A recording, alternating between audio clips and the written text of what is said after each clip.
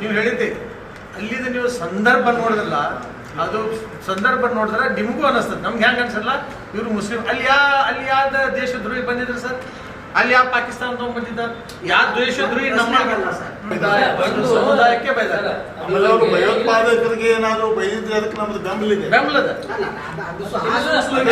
ಅವರು ದೇಶದ್ರೋಹಿಗಳಿಗೆ ಬೈದಿದ್ರೆ, ಭಯೋತ್ಪಾದಕರಿಗೆ ಬೈದಿದ್ರೆ ಅವರು ಅದಕ್ಕೆ ನಮ್ದು ಬೆಂಬಲಿದೆ.